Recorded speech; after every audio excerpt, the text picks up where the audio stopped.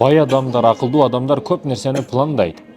Чындыгында эртең менен турат, мажбурият бар да, анда жоопкерчилик бар. Көп жоопкерчиликтерди мойнуна алып алган ал. Бир компанияны жетектейт, миңдеген жолугушуулар бар, чарчаса дагы, башка болсо дагы кылышка мажбур. Мажбур чындыгында. Анда мажбурият бар да. Сиз эртең менен турушуңуз үчүн сизде бир себеп болуш керек мекендешим. Мисалы китеп окуйм, чуркайм, мына ишти кылам деген себеп болуш керек. Сиз эрте турушуңуз үчүн биринчи себеп таап алышыңыз керек. Себепсиз эле эрте ойгонуп алсаңыз, сизди бул чарчатат. Тескерисинче уйкуга көбүрөөк түртүп коет да. Ошондуктан сиз эртең менен турушка бир себеп табышыңыз керек. Багымдатка кааласак бардыгыбыз турабыз, бирок багымдаттан кийин сиз эмне кыласыз? Кайра эле жатып аласызбы? Ошондуктан байлар көп нерсени пландаса дагы, пландабаса дагы анын жашоосу пландалып бүттү да. Себеби ал чоң иштерге баш тыгып койгон, кааласа кылышка мажбур ал. Мажбурият бар. Эч качан элдин көзүнчө мурдуңду чукуба. Көпчүгүңдү чукуба. Анан тишиңди чукуба. Жагымсыз көрүнүштөрдөн ушу 3 көрүнүш жагымсыз, адепсиз көрүнүш. Ушунчалык көпчүгүң кычып атса, базарда, рынокто, мисалы орто сайда кетип атасың, кычышып калды, туалетке чурка. Көрүнбөгөн жерден качып кел. Бул азыр мени карап ушуну дагы айтасыңбы дешиңиз мүмкүн. Ушуну дагы билбегендер толтура да. Керек болсо сиз канчасына күбө болуп атасыз да, мекендешим. Алдыңызда какыргандар, алдыңызда түкүргөндөр кандай гана жагымсыз көрүнүш. Адамга кандай гана урматсыздык. Мисалы, мен алдыма келишет, шүдөшкөнү чай ичип отурайлы дейт. Чай ичип от. Как? Насыбайын түкүрүп коет. Уят эмеспи мекендешим? Мечиттерибизди таза кылабыз, уборка кылабыз. Жай намаз мечиттин паласынын астыга түкүрүп коюшат. Уят эмеспи мекендешим? Бул жөнөкөй көрүнүшү мүмкүн сиз үчүн. Сиз себеби күн сайын насыбай менен чогулсуз дагы, жыты менен, насыбайдын өзү менен сизге сиңип кеткендиктен бул сизге жакын көрүнүшү мүмкүн. Кээде аялыңыздан дагы жакыныраак. Бирок башкалар үчүн урмат кылышыңыз керек. Адамдын адамгерчилигин жайына коюшуңуз керек. Ошондуктан эч качан бул 3 ишти кылбаңыз. Мурду чукулабаңыз, керектүү жерде кашыныңыз. Уят мекендешим. Пайгамбарыбыз саллаллаху алейхи вассалам бир сөз айткан. Уялбасаң каалаганыңды кыла бер. Бул сөздү бардык пайгамбарлар айткан.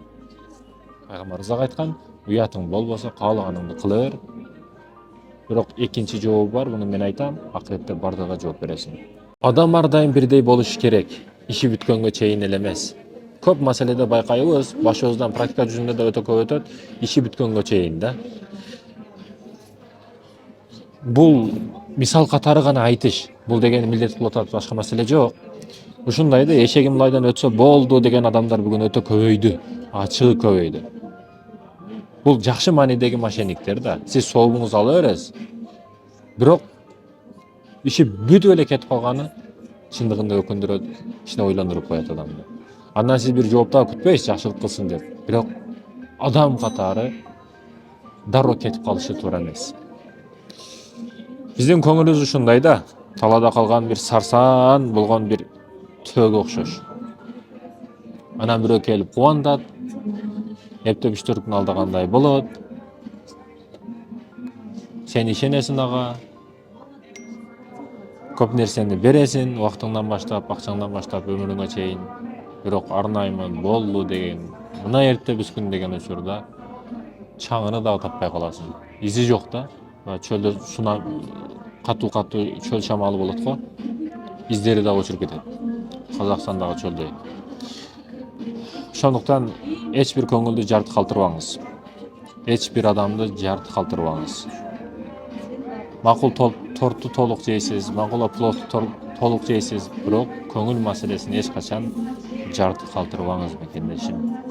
Аялынын алдында кордолгон эркек. Аял ар нерсе болушу мүмкүн. Бирок эркек киши өзүнүн ажыз жагын, слабый жагын, аялына кордолгондугун эч качан көрсөткүсү келбейт. Ал бардык маселеде, акча маселесинде, физический жактан, руханий жактан, бардык маселеде эркек киши аялынын алдыда кордолушту каалабайт. Көп нерсени билдирбейт, билбей өлүп кетесиң. Менден айткым келет. Эркек киши не деген көчөлөрдө жүрбөдү? Не деген самолеттордо учпады? Не деген УАЗдагы карточкаларды арчыбады? Ошондой экен, Bir nersени, bir hakikat бар да, bir nerseni düşünüp alışыбыз керек. Кандай гана абал болбосун, не деген проблема деп кабыл албаңыз, аракет токтотпош керек. Аракет токтотпош керек. Аракетти токтотпош керек. Кааласаң каалабасаң кылышың керек. Аялдарга өтө катуу эскертүү, күйөөңүзгө ар дайым завтрак даярдап бериңиз. Завтраксыз чыкпасын.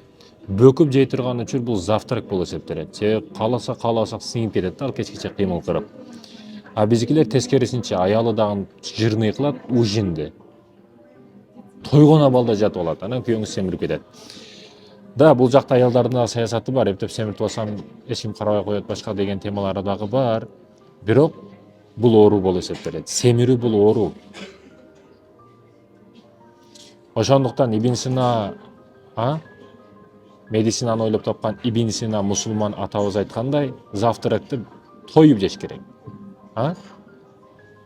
Обедте кайнатылган жеңил тамактарды жешке аракет кылышыбыз керек. Ал эми кечинде калориясы жок мөмө жемиш сыяктуу бирдекелерди жегенге аракет кылышыбыз керек. Ошондуктан да элибизде эртең мененки тамакты өзүң же, түштөгүнү досуң менен же, ал эми кечкисин душманыңа бер деп бекерге айткан эмес. Ата бабаларыбыз күчтүү жеген дешиңиз мүмкүн. Аталарыбыз күчтүү жеп 200-300 килограмм ташты ояка көтөрүп да кое берген да. Мындайча айтканда, жеп алып жаткан эмес. Мени атам жеп жатпагын деп тарбиялаган. Бүгүнчү жеп эле жатып алат. Чогуу отуруп дасторконда тамак жеш жок бүгүн.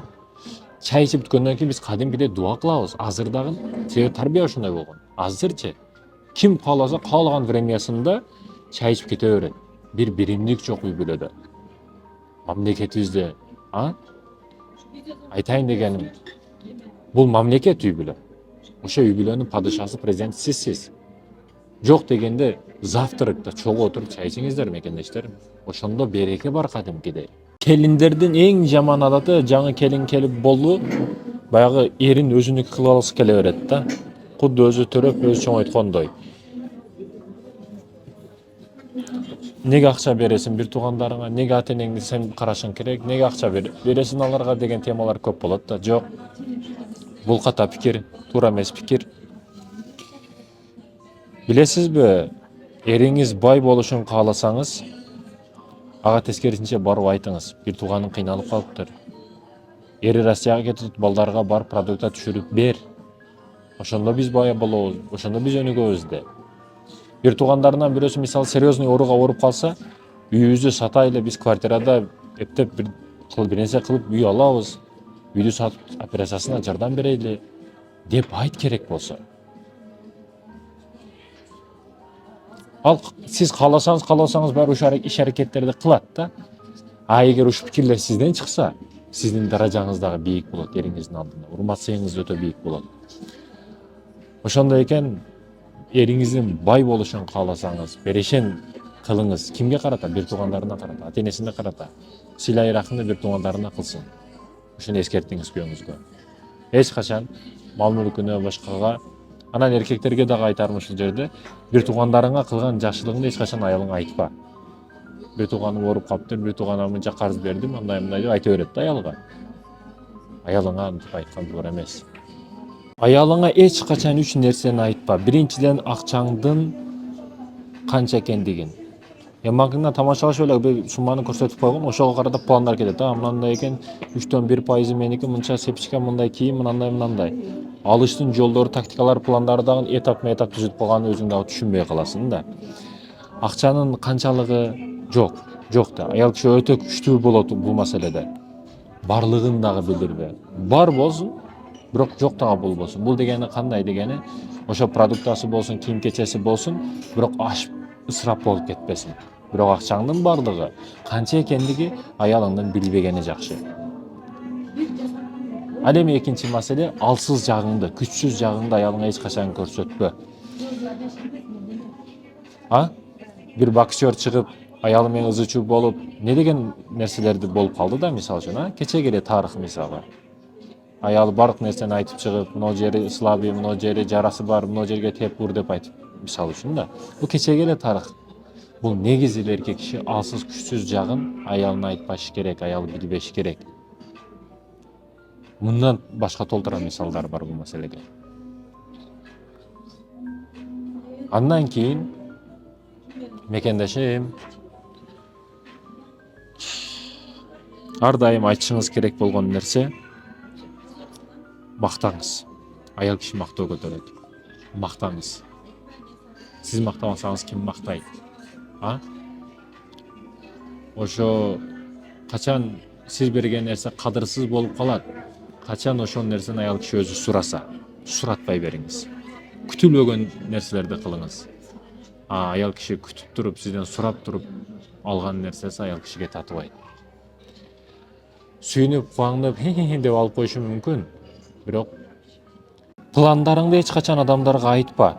Менде 100% койгон пландарым мурда ошо коллежден кийин айтат элем, апамдан баштап бүт бардыгы эч окшобойт эле да. Мында ойлоп карасам, азыр салыштырып, бирөөгө айтып, кайра-кайра айткан иштерим көп учурда окшобой калган. Айтпастан көп нерсени көрсөтүп койгон темаларым ар дайым окшоп кеткен. Чындыгында игерге жеткен учурунда көп адамдар кол чабышат, мындай кылып, супер, мындай деп. Бирок алардын ичиндеги жан дүйнөсүндөгү болуп жаткан, бири-бириге болуп жаткан согушун көргөнүңүздө, жан дүйнөңүздөн баштап бүткүл дүйнөгө көз карашыңыз караңгылашып кеткен болот эле да. Парастемол сизге жардам бере албай калат ал учурда. Айтайын дегеним ушул мекендештер.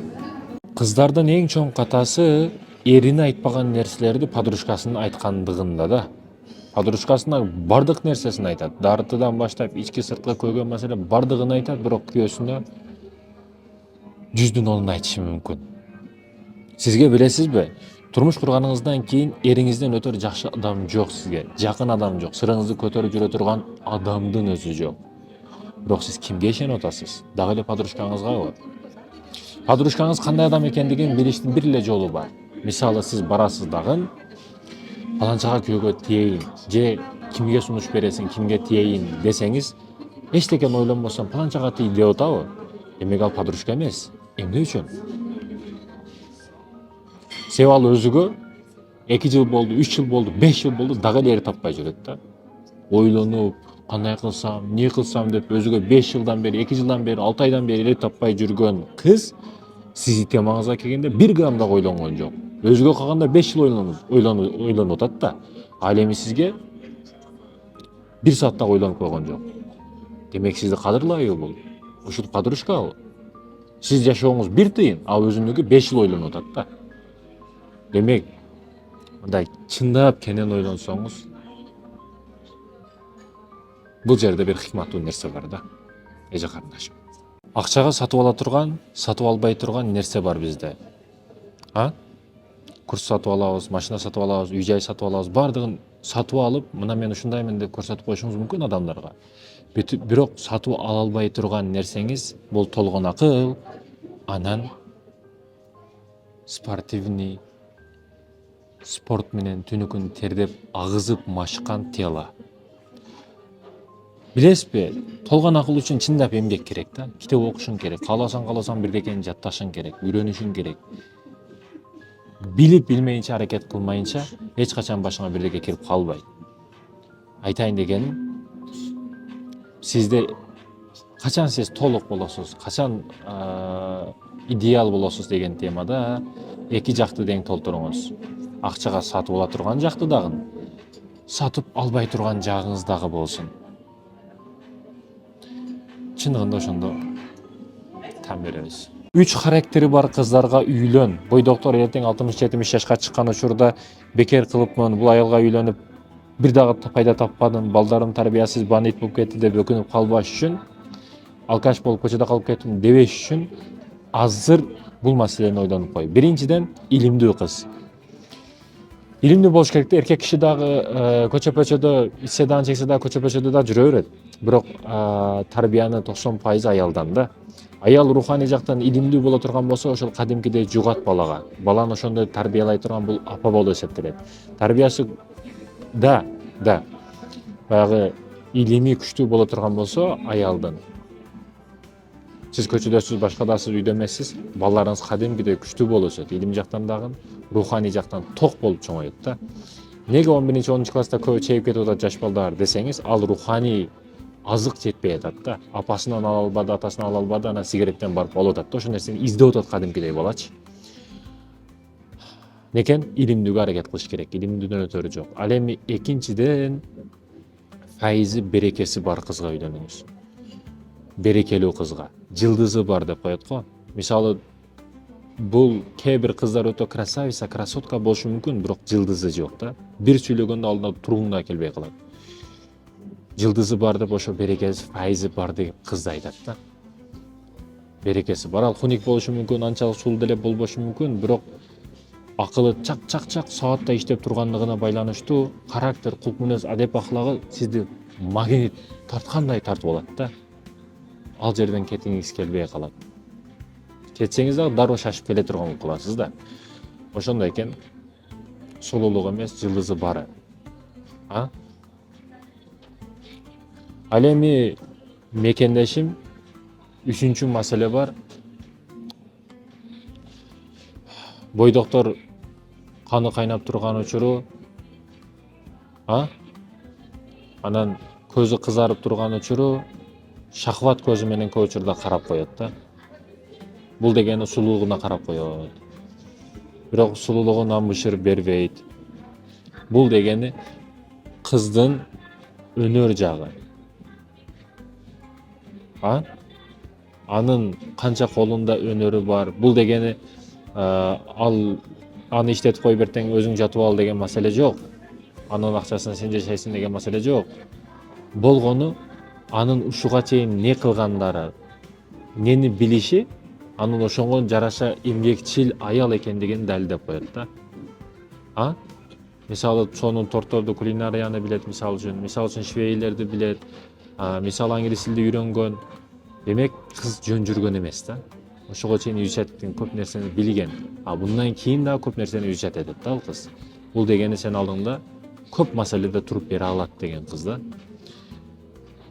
Бул дегени ал сени багат деген маселе жок. Болгону күчтүү кыз экендигин, чындап эмгекчил, акылдуу кыз экендигин эмнелерди кыла алат. Ошонусу менен далилдеп койду да. Ушул 3 маселеге маани бер. Бактылуу бол, жигерим.